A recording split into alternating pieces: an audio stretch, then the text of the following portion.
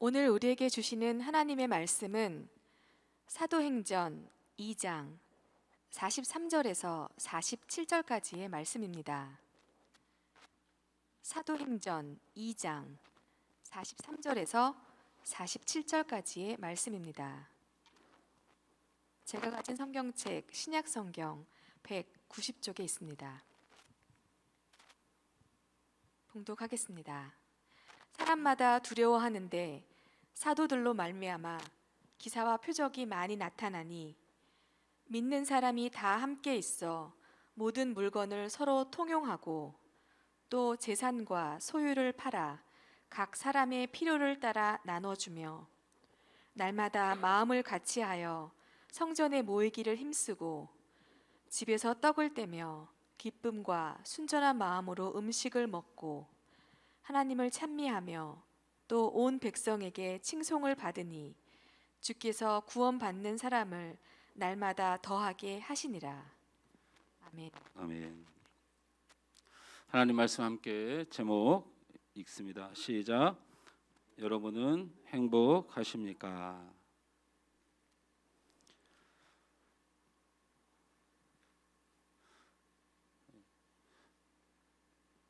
오늘 본문 말씀을 자세히 보면 오늘 본문 말씀에 그 행복이라는 것을 느낄 수 있나 이렇게 여러분에게 한번 물어보고 싶습니다.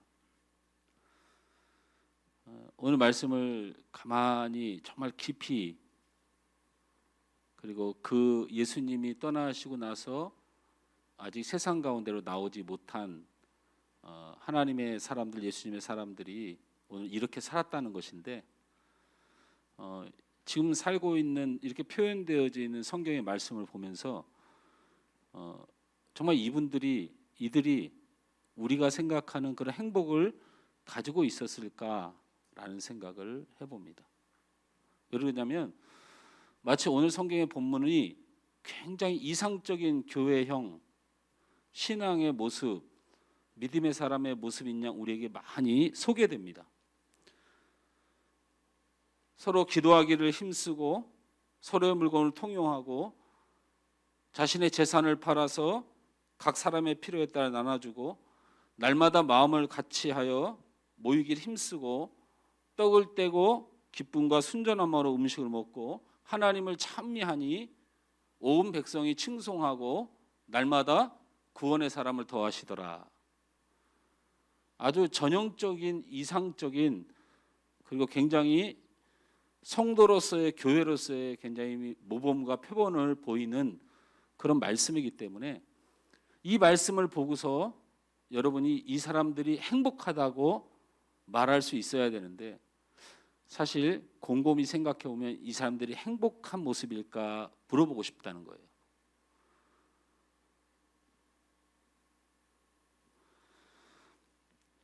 믿는 사람들이 다 함께 있었다라는 말은 이들은 외톨이였다라는 얘기입니다.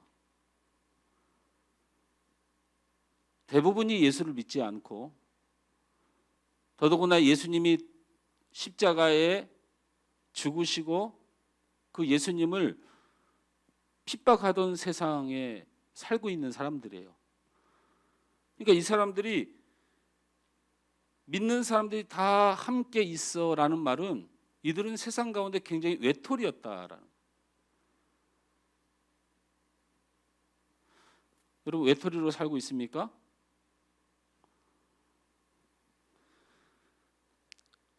또 말씀을 보면 모든 물건을 서로 통용하고 재산과 소유를 팔아 각 사람에 따라 필요에 따라 나누어졌다고 말씀이 기록되어 있습니다. 맞죠?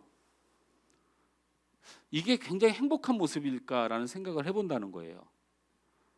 돈을 많이 벌고 많이 가져가지고 축복받아가지고 사람들에게 자기의 소유를 나눠주고 서로 필요한 것을 채워주는 이런 환상을 혹시 우리가 생각할 수 있다는 거예요. 그런데 전혀 그렇지 않다.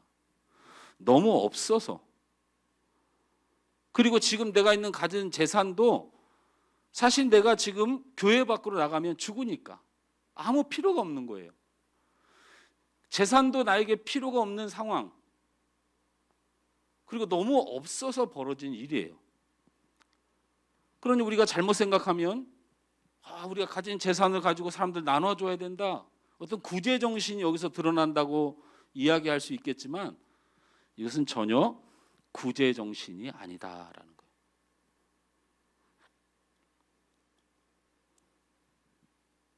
집에서 떡을 떼며 기쁨과 순전한 마음으로 음식을 먹었다라고 되어 있습니다. 기뻐하면서 음식을 먹는 거가 쉽지도 않지만 사실은 여기서 핵심은 순전한 마음으로 음식을 먹었다라고 성경에 기록되어 있다는 거예요. 순전한 마음이라는 것은 아펠로테스라는 단어인데 모난 곳이 없이 평평한 마음이다라는 뜻이에요. 참 묘하지 않습니까? 여기 순전한이라는 단어가 성경에 우리 한글로 여러 군데가 나옵니다. 구약에도 나오고 그리고 여러분 순전한 나드 들어보셨죠? 헌금을 한 순전한 나드. 근데 그거는 전혀 다른 말입니다. 한글은 똑같은데 성경 통틀어서 여기서 순전한이라는 단어는 딱 한 번 나옵니다. 근데 그 뜻이 뭐냐면 마음에 무거운 짐이 없는 바위가 없는 뭔가 누르는 것이 없다는 거죠. 그리고 아주 평평하다는 거예요. 근데 참 이상하지 않습니까? 왜 그렇게 기록을 했을까? 기쁨과 평평한 마음, 매끄러운 마음, 무거운 짐이 없는 마음으로 음식을 먹었다. 이게 무슨 뜻일까요? 평안했다라는 거죠. 평안했다는 거예요. 그런데 우리가 마음속에 평안이 올 때는 어떤 때입니까? 내 직장에서 내가 승진을 막 하면 마음이 평안해져요. 내 주머니에 돈이 많고 재산이 많으면 마음이 사실 평안해지죠. 내 자녀가 잘 되면 평안해집니다. 그럼 이들이 갖고 있는 이 순전한 마음, 평안한 마음은 무엇이냐라는 거죠. 돈이 많았습니까? 직장에서 승진을 했습니까? 자녀가 잘 되었습니까? 아니라는 거죠. 예수님이 십자가에 죽으시고 하늘에 오르신 후에 본격적인 로마의 박해가 일어나는데요. 아이들은 겁을 많이 냅니다. 아이들은 겁을 많이 내요. 너 예수 믿으면 죽어? 하면 아이들은 죽을까 봐 덜덜 떨죠. 그런데 우리쯤 된 성인들은 절대 흔들리지 않습니다. 그럴 때 로마에서 그리스도인들을 핍박하기 위해서 제일 먼저 행했던 협박이 뭐냐면 아이들을 죽이는 거예요. 아이들을 잡아다 포로로 삼고 부모에게 신앙을 포기할 것을 강요하고 그 아이들을 순교자로 삼았어요. 로마의 핍박은 우리의 상상을 초월합니다. 그런데 이들이 마음이 평안할 수 있었다는 게 신기하지 않습니까? 돈이 많고 건강하고 내일이 잘 되고 아무 일이 없으면 우리 다 평안합니다. 그래서 그런 평안을 오늘 성경이 기록한 것일까? 순전한 마음으로 음식을 먹고 평안하게 살았다는 건데 불가능했다는 거예요.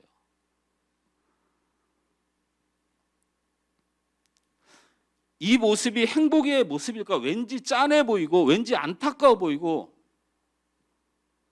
왠지 굉장히 고통스러운데 괜찮은 것처럼 표현한 것처럼 느껴진다는 거예요. 마치 이 문 밖에는 우리를 죽이려고 사람들이 몰려와서 나오기만을 기다리고 있는데 우리는 이 안에서 서로 음식을 나눠서 행복하고 서로 필요한 소유를 나눠서 행복하고 저 밖에 나가면 내가 곧 죽을 거지만 내 마음이 평안하고 이렇게 표현하는 건데 이게 정말 행복한 모습일까에 대해서 생각해 보는 거죠.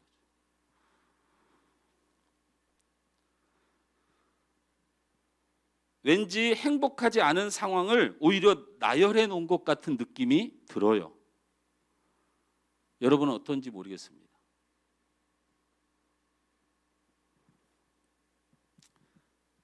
이 말씀을 풀기 위해서 먼저 우선 이 세상에 행복이라는 것이 있을까? 대해서 이야기하고 싶어요. 아니, 목사님, 뭐 행복하기 위해서 사는 거 아닐까요? 우리가 볼 때는 이 세상 사람들이 모두 행복해 보이고 아니면 대다수가 행복한 것을 추구하고 얻고 살고 있다고 생각하지만 실제로 행복한 사람은 없습니다.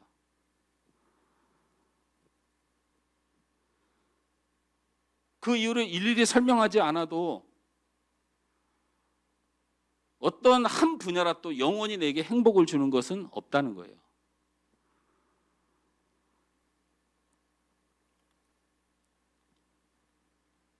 진정한 행복은 이 세상에서 얻을 수 있는 것이 아니기 때문에 그렇습니다.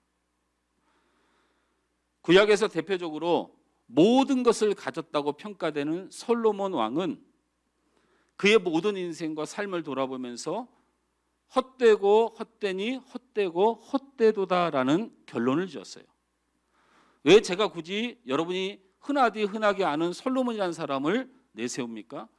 구약 성경에서 물질, 생명, 가정, 그리고 나라, 힘이 가장 컸던 한 사람을, 이 세상에서 가장 많은 것을 가졌던 사람을 소개하는 것입니다.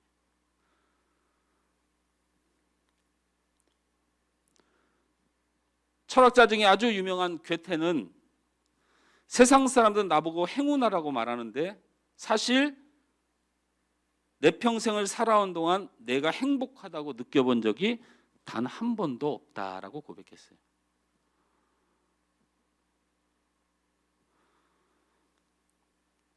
그렇다면 왜 이렇게 사람들이 행복하지 못한 걸까요? 목사님, 왜 행복하지 못하다고 말하세요? 그럼 우리가 무엇을 위해서 사는 거예요? 라고 물을 수 있습니다. 여러분 각자의 마음속에 아유 목사님 그래도 나는 행복해. 뭐 돈 많고 적고를 떠나서 나는 그래서 행복해. 내가 잘 되고 안 되고를 떠나서 나는 행복해. 여러분이 그렇게 생각하는 거 제가 말릴 수는 없지만 이 세상에는 행복이 없습니다. 그럼 비관주의로 살고 절망하고 살라고 제가 말씀드리는 것이 아닙니다. 행복이 없는 이유가 분명히 있기 때문이에요. 우리 창세기 3장 17절에서 19절 말씀을 하나님의 말씀으로 믿으면 왜 우리가 이 땅에 행복을 얻을 수 없는지를 알 수 있습니다. 우리 함께 성경을 읽겠습니다. 한 목소리 있습니다. 시작. 아담에게 이르되 내가 내 아내의 말을 듣고 내가 내게 먹지 말라 한 나무의 열매를 먹었은즉 땅은 너로 말미암아 저주를 받고 너는 내 평생에 수고하여 그 소산을 먹으리라. 땅이 내게 가시덤불과 엉겅퀴를 낼 것이라. 내가 먹을 것을 밭의 채소인즉 내가 흙으로 돌아갈 때까지 얼굴에 땀을 흘려야 먹을 것을 먹으리니 내가 그것의 취함을 얻었습니다. 너는 흙이니 흙으로 돌아갈 것이니라 하시니라. 그대로 뛰어나와 보세요. 이 말씀에서 발견해야 될 것은 뭐냐면 죄악으로 물들여진 이 세상을 향하여 하나님이 이 세상의 원칙을 정하셨어요. 근데 그 원칙 중에서 너무 복잡하지만 딱 한 가지의 원칙은 발견할 필요가 있다는 거예요. 17절 말씀 중간쯤 보면 땅은 너로 말미암아 저주를 받고. 여러분 우리 때문에 이 땅이 저주를 받았어요. 우리의 죄 때문에 이 세상이 저주를 받았어요. 이게 하나님이 우리에게 내리신 세상이에요. 또 18절 말씀을 시작하면서 뭐라고 써 있습니까? 다 같이 읽습니다. 땅이 내게 가시덤불과 엉겅퀴를 낼 것이라. 네, 저를 보십시오. 일단은 왜 목사님 행복이 불가능하다고 자꾸 얘기하십니까? 왜 자꾸 우리의 삶을 그렇게 비관적으로 자꾸 설명하려 하십니까? 아니요. 그러려고 하는 게 아닙니다. 하나님의 나라를 제대로 이해하지 못하고 우리의 인생을 제대로 이해하지 못하는 원인을 찾아보자는 거예요. 분명히 오늘 성경에서 뭐라고 말씀하셨어요? 우리가 하나님 앞에 범죄함으로 받은 하나님의 우리 인생과 이 세상을 향한 하나님의 통치가 우리 때문에 땅의 저주를 받고 그 땅에서는 엉겅퀴와 가시덤불을 내겠다고 이 세상을 그렇게 규정하셨어요.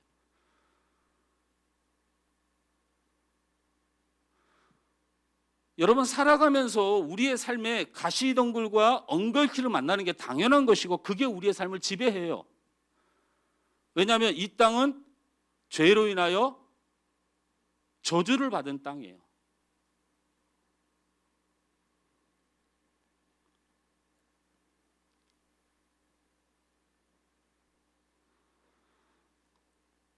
죄는 불행의 근원이고 원인입니다. 따라서 죄로 인하여 심판받은 우리의 인생과 이 땅이 행복해진다는 것, 이 세상에 하나님이 없다는 거예요. 하나님의 심판도 없었고 하나님이 없어야 이 설명이 가능해요. 왜? 죄로 더러워진 세상은 이미 이 땅에 저주를 받은 세상에서 우리가 살고 있고 이 땅은 가시와 엉겅퀴를 내는 가시덤불과 엉겅퀴를 내는 땅으로 하나님이 규정하셨기 때문에 우리가 이 땅에서 저주 대신에 행복을 찾을 수 있고 가시덤불과 엉겅퀴 대신에 우리를 굉장히 즐겁게 할 무엇인가를 찾을 수 있다는 것은 하나님의 나라에서는 불가능합니다. 그런데 세상의 나라에서는 가능해요. 하나님을 안 믿는 사람에겐 그게 가능하다고요. 그래서 물질이 행복인 사람은 물질로 해서 사람도 죽이는 게 가능해요.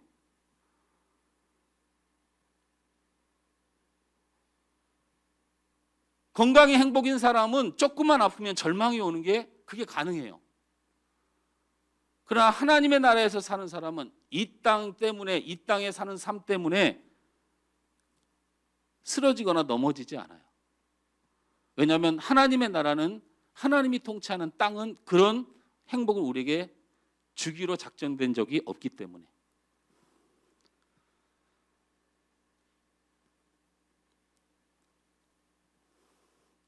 그래서 우리의 진정한 행복은 어디에서 오는 것이냐?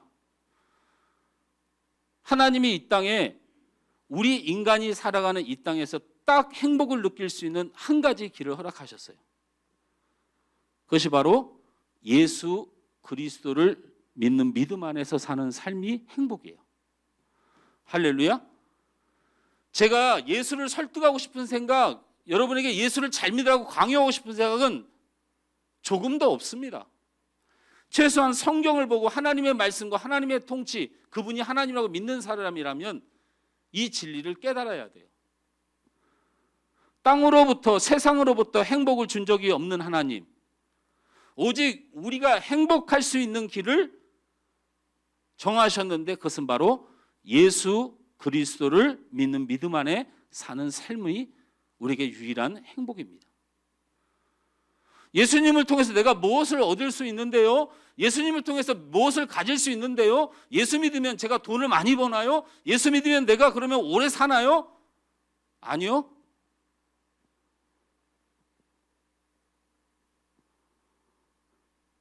예수님을 믿는 사람에게 주시는 하나님의 은혜에 따라, 각 사람의 은혜에 따라 여러분 행복해질 것입니다.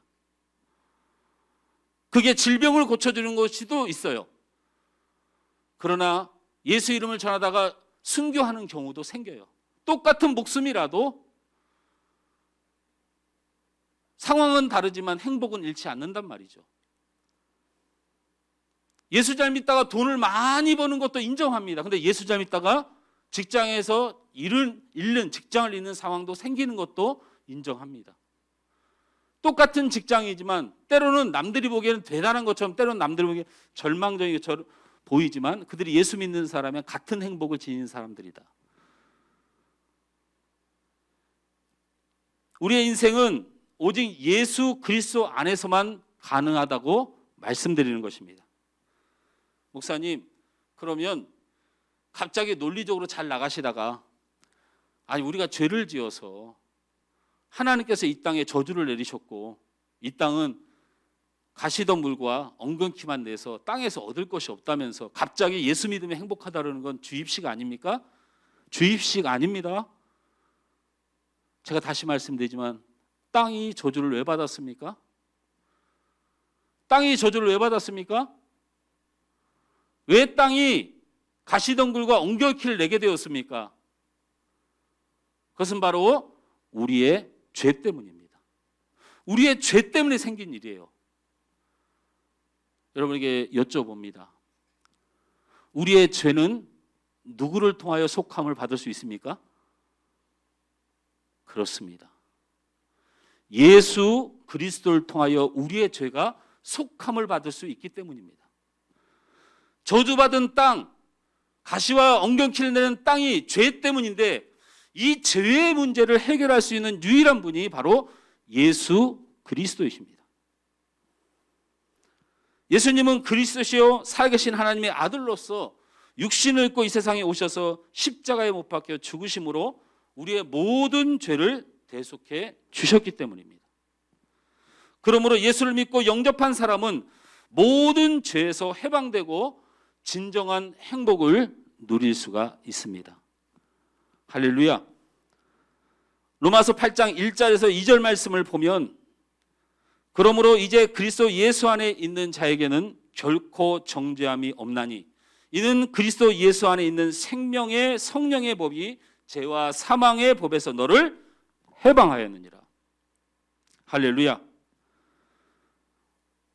우리 그리스도인의 행복에 대해서 성경은 무엇을 가졌기 때문에 행복하다고 말하지 않습니다. 로마서 4장 6절에서 8절 말씀에 우리 그리스도의 행복을 이렇게 성경은 말합니다. 일한 것이 없이 하나님께 의로 여김을 받는 사람의 복에 대하여 다윗이 말한 바 불법이 사함을 받고 죄가 가려짐을 받는 사람들은 복이 있고 주께서 그 죄를 인정하지 아니하실 사람은 복이 있도다 함과 같으니라 라고 말씀했습니다. 이 말씀이 이해가 되십니까?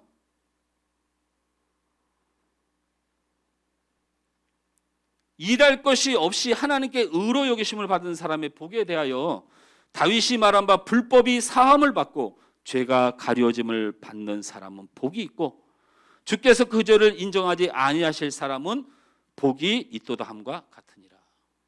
세상의 복은 성경에서 뭐라고 얘기하냐면 죄가 사함을 받고 죄가 가려움을 받고 하나님이 보실 때 그걸 죄라고 말하지 않는 자가 복이 있다 했습니다. 그 복을 누가 주셨습니까? 우리 구주 예수 그리스도가 죄가 없게 하시고 죄를 가려주시고 하나님 앞에 우리가 섰을 때에 이 사람은, 이 성도는 죄가 없다고 말하는 사람이 복이 있다고 성경은 말한 것입니다. 그래서 진심으로 예수님을 믿고 영접하는 사람은 죄에서 해방되고 의롭다함을 받게 되었습니다. 요한복음 5장 24절 말씀에 보면 내가 진실로 진실로 너에게 이르노니 내 말을 듣고 또 나 보내신 이를 믿는 자는 영생을 얻었고 심판에 이르지 아니하나니 사망에서 생명으로 옮겨졌느니라 말씀하셨습니다. 요한복음 5장 12절 말씀에는 아들이 있는 자에게 생명이 있고 아들이 없는 자는 하나님의 생명이 없느니라 라고 말씀하셨습니다. 우리의 생명이 있고 없고 우리의 기쁨이 있고 없고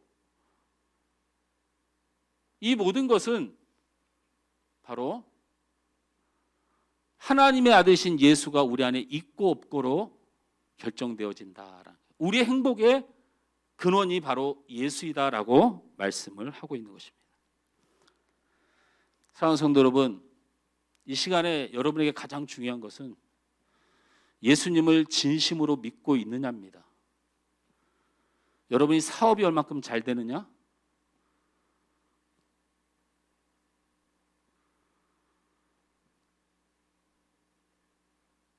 우리 이렇게 카페가 쭉 있잖아요. 카페가 쭉 있어요.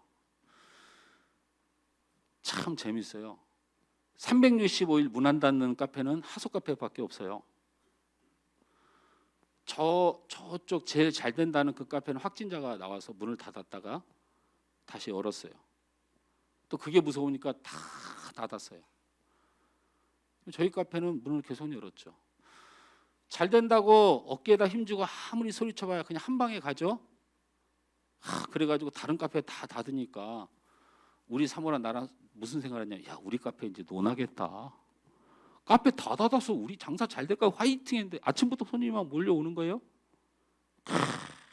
역시 우리의 예상은 한치도 빗나가질 않아. 그러나 그게 다예요. 옆에만 망한 게 아니고 우리도 손님이 엄청나게 없어요. 예상할 수 있나요? 우리가 버는 것, 우리가 가지는 것.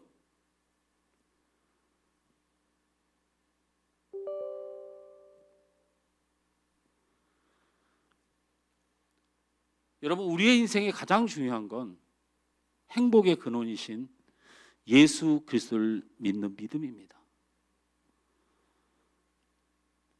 그 예수님을 여러분 마음에 진정으로 영접하고 항상 있어야 돼요. 영접하세요. 영접이라는 게 뭐예요?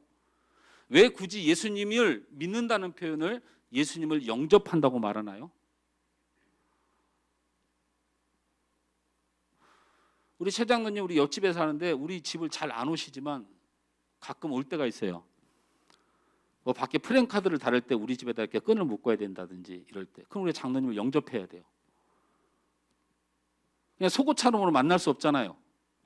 제가 저희 아내도 저희 아이들도 제가 속옷 차림으로 만날 때가 있고 면도도 안 하고 만날 때가 있는데 우리 장로님이 끈 묶으러 온다 그러면 제가 옷도 다 갖추고 입죠. 면도도 다 해야 되죠.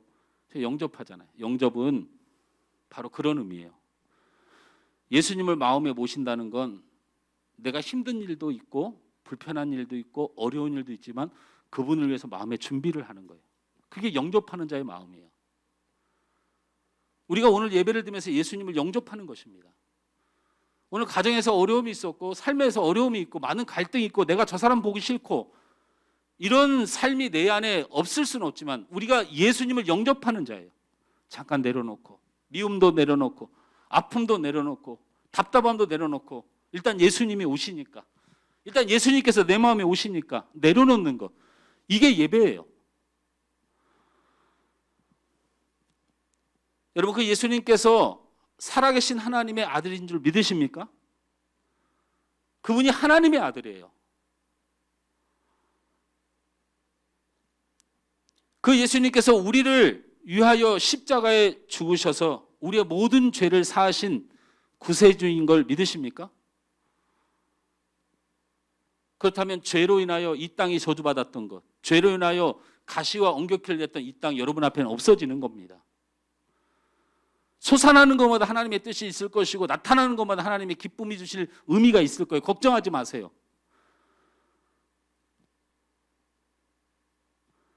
전혀 낙심하지 마세요. 질병이 와도 하나님의 뜻이 있을 것입니다. 가장 귀한 보배를 우리에게 주실 것입니다. 이스라엘이 가장 어려웠던 때가 사울이 하나님의 말을 안 듣고 그렇게 아둥바둥 살았어요. 그때가 이스라엘이 가장 어려웠어요. 여러분, 사울이 하나님 앞에 불순종하고 다윗이 하나님 앞에 기름 받고 나서 왕권 교체가 딱 됐나요? 안 됐어요. 아주 오랫동안 사울이 하나님의 나라와 온 민족을 쑥대밭 만들었죠. 나중에 다윗이 어디의 왕이 먼저 됐나요? 이스라엘 왕 되기 전에? 네?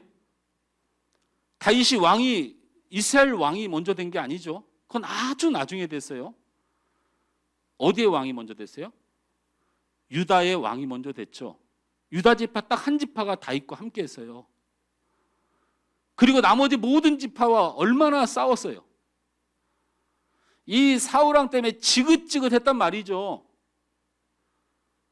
그런데 여러분, 사울의 잘못이라고 말하기엔요, 여러분, 사울 왕이 왜 나타나게 되었나요?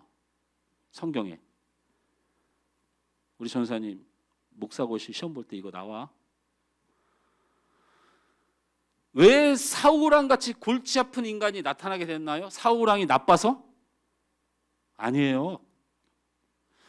사무엘의 자녀들이 타락해서예요. 처음 듣는 소리죠.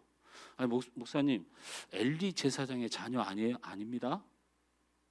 8장에 보면, 사무엘상 8장에 가면 사무엘의 자녀 둘이 지지리도 하나님 말씀을 안 듣고 자기들의 욕심에 따라 막 재판을 하고 성도들을 사람들을 통치해요. 그러니까 백성들이 들고 일어난 거예요. 엘리의 가문, 제사장의 가문 때문에 마치 백성들이 들고 일어나서 사울 왕이 온 것 같은데 완전 거짓말이에요. 사무엘, 그 능력 있는 사무엘, 그 착한 사무엘, 하나님 말씀 앞에 목숨 거는 사무엘에게 이 문제와 두 아들이 있었어요. 이 두 아들 때문에 사울 왕이 탄생하게 된 거예요. 그러면 백성들은 괜찮나요? 여러분 기억하세요? 백성들이 우리에게 왕을 달라고 막 외치니까 하나님이 사무엘을 부릅니다. 그래서 백성들에게 가서 이렇게 전하라고 그래요. 뭐라고요? 왕이 생기면 너희들은 종살이를 하게 된다. 지금은 나의 백성으로 나의 자녀로 살지만 너희들이 원하는 왕이 서게 되면 너희 자녀들 데려다가 전쟁으로 죽게 할 것이고 너희는 그 왕에게 세금을 바쳐야 될 것이고 막 사무엘이 왕을 세우는 것이 전혀 너희들에게 유익하지 못하다고 그렇게 설명을 해요. 그런데도 백성들이 뭐라고 하냐면 그래도 그 왕 우리에게 달라고 주장해요. 여러분 사울이라는 왕이 탄생하기 전까지 이 세상의 모든 사람들이 얼마나 죄악되고 하나님 앞에 도전했는지 몰라요. 세상은 마땅히 망해야 되고 사울과 그의 모든 신하들은 블레셋에게 패해서 목숨을 잃게 되고 나라는 위기에 처합니다.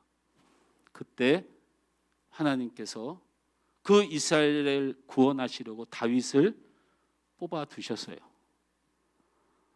그 다윗은 이스라엘을 최고의 나라로 세웠고 결국 그 다윗의 혈통에서 예수 그리스도를 이 땅에 내셔서 온 인류를 구원하신 하나님의 축복의 씨앗을 숨겨 놓으셨다는 거죠. 저는 우리 성도의 삶이 그와 같다고 생각합니다. 별일이 다 일어날 수 있어요. 별너무 환경이 다 생길 수 있어요. 그래도 하나님은 다윗의 씨를 여러분의 삶 가운데 숨겨 놓습니다. 반드시 좋은 것을 숨겨 놓습니다. 반드시 보배로운 열매로 준비하십니다. 걱정하지 마세요. 직장 때문에, 건강 때문에, 환경 때문에, 세상 때문에 염려하지 마십시오. 그거는 죄가 자유함을 받지 못한 이 세상에 땅이 저주를 받고 엉겅퀴를 내고 가시덤불을 내는 이 땅에 사는 사람의 이야기입니다. 그러나 여러분이 예수님을 여러분의 구주로 진정으로 믿는다면 그 땅에서 보화를 거두고 그 땅에서 가장 보배로운 것을 거두며 생명을 얻게 될 줄 믿습니다. 죄로 인해 이 땅이 저주를 받아 우리는 이 땅에서 행복을 얻을 것이 없습니다. 돈도 그렇습니다. 명예도 그렇습니다. 건강도 그렇습니다. 그러나 우리 안에 영원한 기쁨이 허락되었습니다. 바로 그것은 우리의 죄를 씻어주신 예수 그리스도로 행복할 수 있는 새로운 피조물이 되었다는 것입니다.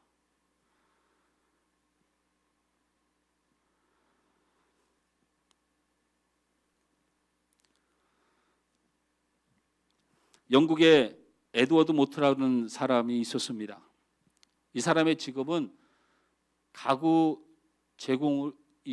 제조를 하는 목수 같은 일을 했습니다. 그는 늘 망치를 들고 가구를 만들고 나무를 때리고 못을 박고, 그래서 이 가구 제조를 하는 공장에서 이 청년은 망치를 두들기면서 이 망치를 굉장히 원망했어요. 이 망치가 가난의 상징이었어요. 내가 참 부모를 잘못 만나서, 내가 참 가난해서, 내가 이렇게 목수의 일로 이런 불쌍한 인생을 살고 있구나 날마다 원망했어요. 그의 삶은 전혀 의미가 없었고 소망도 없었어요. 이 망치만 보면, 망치를 때리는 자신의 모습만 보면 저주스럽고 미래도 없고 눈물만 나고, 어느 겨울날 런던의 거리를 방황하다가 어디서 들려오는 교회 종소리를 듣게 되었어요. 그리고 그는 그 교회를 향하여 예배당 안을 들어가서 요한복음 3장 말씀을 붙들고 설교하는 거듭난 인생이란 말씀을 듣게 됩니다.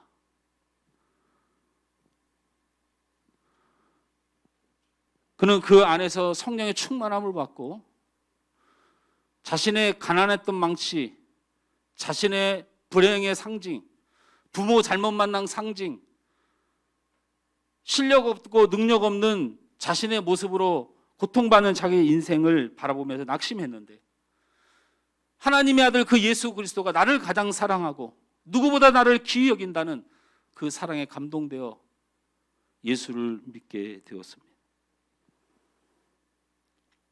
이제는 그는 공장으로 돌아가서 다른 망치질을 하기 시작했습니다. 가난의 상징이었던 망치가, 그 망치 소리가 즐거움의 노랫소리로 변하게 되었고, 원망과 불평으로 한스러운 못질을 하던 그 못질의 춤을 추는 기쁨의 못질이 되어서 그의 삶이 행복으로 변화되었습니다. 예수를 만나기 전은 원망이더니 예수를 만난 후엔 아름다운 노래가 되고 행복의 시작이 되었던 것입니다. 그래서 에드워드 모트는 하나님을 이렇게 시를 기록하여 찬양했습니다. 이 몸의 소망 무엔가 우리 주 예수뿐일세. 우리 주 예수밖에는 믿으리 아주 없도다.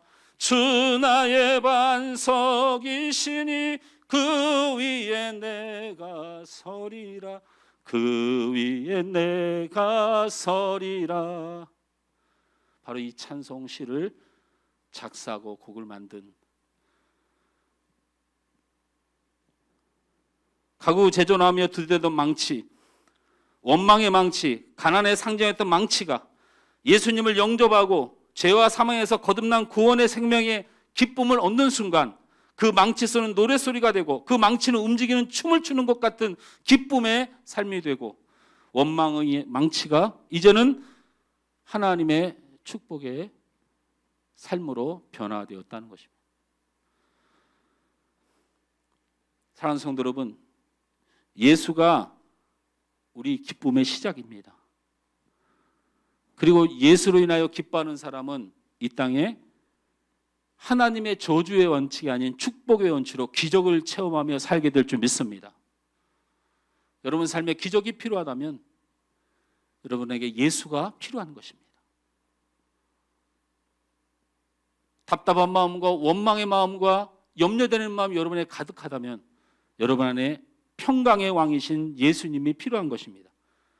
예수님은 우리 안에 임재하실 뿐만 아니고 그 임재하신 하나님의 아들은 그의 통치와 권세를 통하여 그를 영접하고 믿는 자들을 복되게 하시는 기적을 이루십니다. 오늘 말씀으로 다시 돌아가 볼까요? 믿는 사람들이 함께 있었는데 나는 절망 가운데 숨어 있다고 생각해서 행복하지 않을 거라고 생각하고 말씀을 시작했는데 아닙니다. 이들에겐 누가 있었어요? 예수님이 있었던 거예요. 예수님이 있었던 겁니다.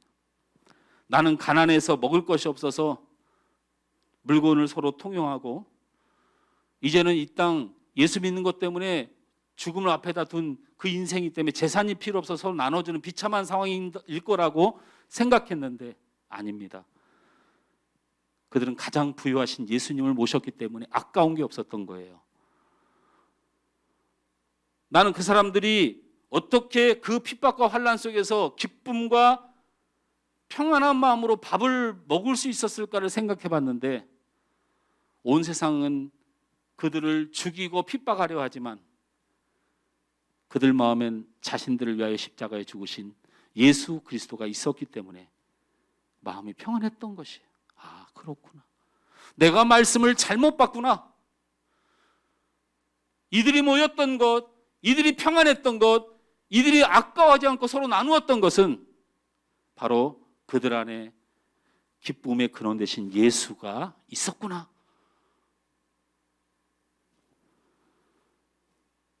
아, 저들은 행복했구나. 사랑하는 성도 여러분, 코로나 때문에 힘드시죠?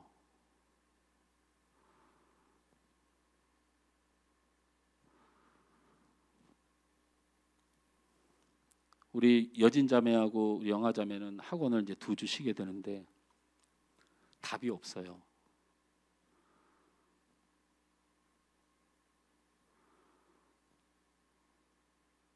제가 자세히는 물어볼 수 없지만 직장 생활은 여러분들도 다 고통과 아픔이 있는 것 같아요.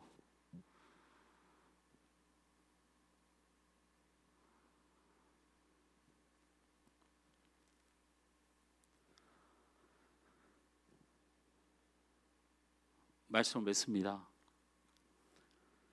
우리 그동안 건강하지 못해도 행복했었던 것이 있잖아요. 우리가 건강하지 못해서 행복할 수 없는데도 우린 예수님 때문에 행복을 지켜왔던 사람들이에요. 삶의 무수한 사연과 눈물과 아픔이 있겠지만 우린 예수님 때문에 행복했던 사람들 아닙니까?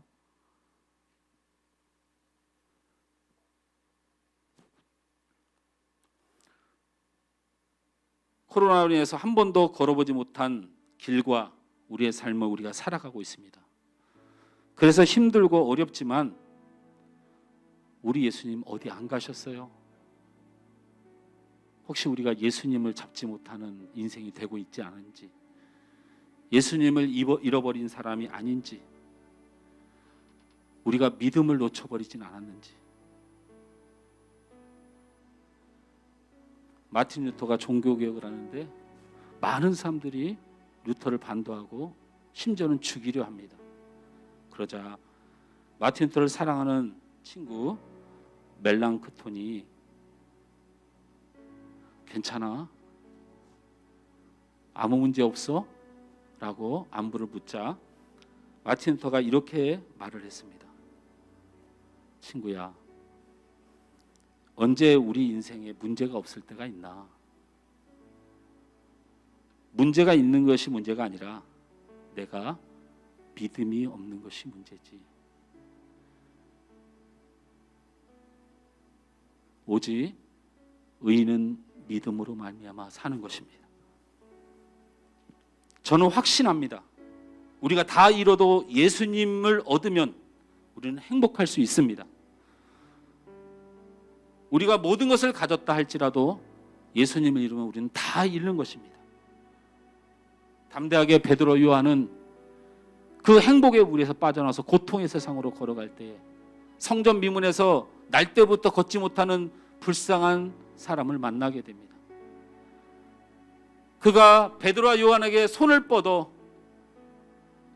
물질을 주세요. 그 물질이 없으니 내가 불행합니다 말할 때 베드로 요한이 그에게 말했습니다. 은과 금은 내게 없으나 내게 있는 것으로 내게 주노니 나사렛 예수 그리스도의 이름으로 일어나 걸으라. 예수 그리스도의 이름으로 일어나 걸으라. 그가 그 손을 의지하고 믿을 때에 자리에서 드러나 걸으며 뛰며 주님을 찬송했다고 성경은 말씀하고 있습니다. 아무리 힘들어도 아무리 안 된다고 해도 예수를 믿는 믿음은 우리에게 반드시 기적을 주십니다. 우리가 지금 가장 붙들어야 될 것은 나를 사랑하신 나의 구주 예수 그리스도입니다. 그분을 내 안에 모시고 붙들 때에 기쁨이 회복될 것이고 예수 때문에 기쁜 사람은 반드시 예수님의 기적을 체험하고 만나게 될 것입니다. 저는 여러분에게 아무것도 해줄 수 없지만 나의 구주, 나의 행복의 근원이신 예수 그리스도의 이름을 여러분에게 드리고 싶습니다. 예수 그리스도를 향한 믿음이 회복되시길 주님으로 축원합니다. 예수 그리스도의 구원과 기쁨과 그 한없는 사랑이 여러분 안에 회복되실 주님으로 축원합니다. 그렇다면 여러분은 반드시 일어나실 것입니다. 오늘 이 찬양 함께 하면서 함께 믿음으로 나아갔으면 좋겠습니다.